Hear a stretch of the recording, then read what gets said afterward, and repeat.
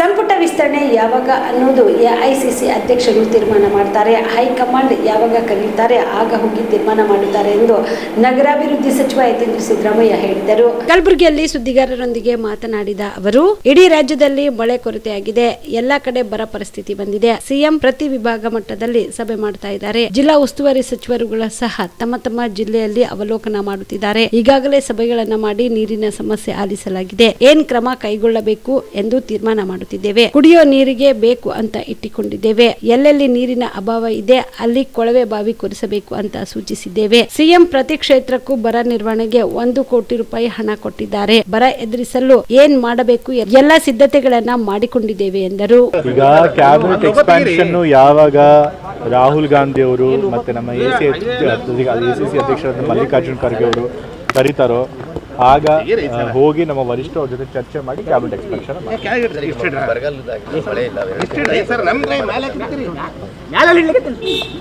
ಈಗ ಇಡೀ ರಾಜ್ಯದಲ್ಲಿ ಮಳೆ ಕೊರತೆ ಆಗಿದೆ. ಎಲ್ಲ ಕಡೆ ಬರ ಪರಿಸ್ಥಿತಿ ಬರ್ತಿದೆ. ಬರೀ ನಮ್ಮ ರಾಜ್ಯ ಮಾತ್ರ ಅಲ್ಲ, ಇಡೀ ಭಾರತದಲ್ಲಿ ಕೂಡ ಇದೇ ಪರಿಸ್ಥಿತಿ ಬರುತ್ತೆ ಹವಾಮಾನ. ಸೊ ಹಾಗಾಗಿ ಮುಖ್ಯಮಂತ್ರಿಗಳು ಕೂಡ ಪ್ರತಿಯೊಂದು ವಿಭಾಗದಲ್ಲೂ ಕೂಡ ಬಂದು ಮೀಟಿಂಗ್ಗಳನ್ನು ನಡೆಸಿದ್ದಾರೆ ಈ ವಿಚಾರವಾಗಿ ಬರ ಪರಿಸ್ಥಿತಿ ಅವಲೋಕನ ಮಾಡಲಿಕ್ಕೆ ಅಂತೇಳಿ.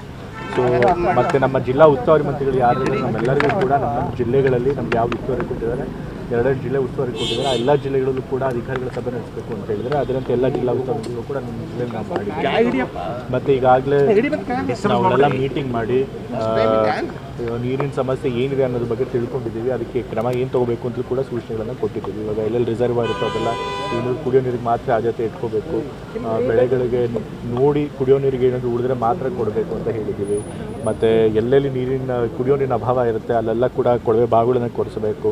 ಎಲ್ಲಿ ನೀರು ಬರಲ್ವೋ ಅಲ್ಲಿ ಕೊಳವೆ ಬಾವಿಗಳನ್ನು ಬಾಡಿಗೆಗೆ ತೊಗೋಬೇಕು. ಇಲ್ಲ ಟ್ಯಾಂಕರ್ಗಳಲ್ಲಿ ನೀರು ಕೊಡಿಸಬೇಕು. ಮೇವೆಲ್ಲ ದಾಸ್ತಾನಿದೆ ಅಂತ ನೋಡ್ಕೋಬೇಕು. ಮತ್ತು ರೈತರಿಗೂ ಕೂಡ ಎಲ್ಲ ಸೂಚನೆ ಕೊಡಬೇಕು. ಹೆಚ್ಚು ನೀರನ್ನ ಉಪಯೋಗಿಸ್ಕೊಳ್ಳೋಂಥ ಬೆಳೆಗಳನ್ನು ಬೆಳೆಸಬಾರ್ದು ಅಂತ ಹೇಳಿ ಎಲ್ಲ ಹೇಳಿದ್ದೀವಿ. ಜೊತೆಗೆ ಮುಖ್ಯಮಂತ್ರಿಗಳು ಪ್ರತಿಯೊಂದು ಕ್ಷೇತ್ರಕ್ಕೂ ಕೂಡ ಬರ ನಿರ್ವಹಣೆಗೆ ಅಂಥೇಳಿ 1 ಕೋಟಿಯಷ್ಟು ಅನುದಾನ ಕೊಟ್ಟಿದ್ದಾರೆ.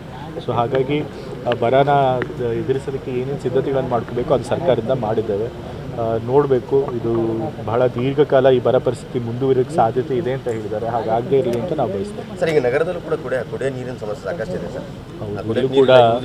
ಇಲ್ಲೂ ಕೂಡ ಅಮೃತ್ 2 ಯೋಜನೆ ನಡೀತಾ ಇದೆ.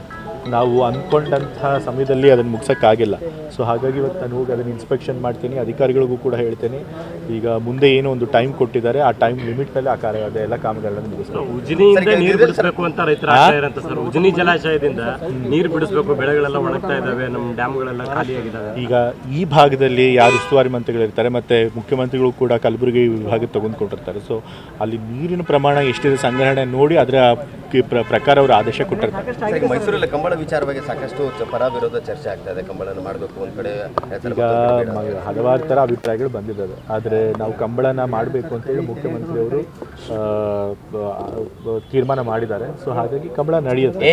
ಮತ್ತು ಕರ್ನಾಟಕದ ಯಾವುದೇ ಮೂಲೆಯಲ್ಲಿ ಯಾವುದೇ ಒಂದು ಆ ಒಂದು ಪ್ರದೇಶದ ಸಂಸ್ಕೃತಿಗೆ ಸೇರಿದಂಥ ಕ್ರೀಡೆ ಅಥವಾ ಆಚರಣೆ ಇರ್ಬೋದು, ಅದನ್ನ ಇಡೀ ಕರ್ನಾಟಕಕ್ಕೆ ಪರಿಚಯಿಸೋದ್ರಿಂದ ಒಳ್ಳೆಯದೇ ಆಗುತ್ತೆ ಹೊರತು ಅದರಿಂದ ಏನು ತಪ್ಪೇನಿಲ್ಲ.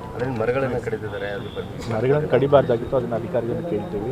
ಮರಗಳನ್ನು ಕಡಿದ ಹಾಗೆ ಕರೆಕ್ಟಾಗಿ. ಕಾಮರೆಡ್ಡಿ ಆರ್ಥೋ ಮತ್ತು ಟ್ರಾಮಾ ಕೇರ್ ಆಸ್ಪತ್ರೆ ಕಲಬುರಗಿ. ಡಾಕ್ಟರ್ SB ಕಾಮರೆಡ್ಡಿ ಹಾಗೂ ಡಾಕ್ಟರ್ ಪ್ರತಿಮಾ S ಕಾಮರೆಡ್ಡಿ ಸಾರಥ್ಯದಲ್ಲಿ ಕಳೆದ 11 ವರ್ಷಗಳಿಂದ ಸಾವಿರಾರು ರೋಗಿಗಳಿಗೆ ದಿನದ 24 ಗಂಟೆ ತುರ್ತು ಸೇವೆ ನೀಡಿದ ಶ್ರೇಯಸ್ಸು. ಆರ್ಥೋ ಚಿಕಿತ್ಸೆಗೆ ನುರಿತ ವೈದ್ಯರ ತಂಡ, neuro surgery, joint replacement surgery, interventional pain clinic, plastic surgery, facial maxillo surgery, ದಿನದ 24 ಗಂಟೆ ಲ್ಯಾಬ್ ಸೌಲಭ್ಯ, ದಿನದ 24 ಗಂಟೆ ಮೆಡಿಕಲ್ ಸೌಲಭ್ಯ, ಡಿಜಿಟಲ್ ಎಕ್ಸ್ರೇ, ದಿನದ 24 ಗಂಟೆ ಬ್ಲಡ್ ಬ್ಯಾಂಕ್ ಸರ್ವಿಸ್, ದಿನದ 24 ಗಂಟೆ ಆಂಬ್ಯುಲೆನ್ಸ್ ಸೌಲಭ್ಯ.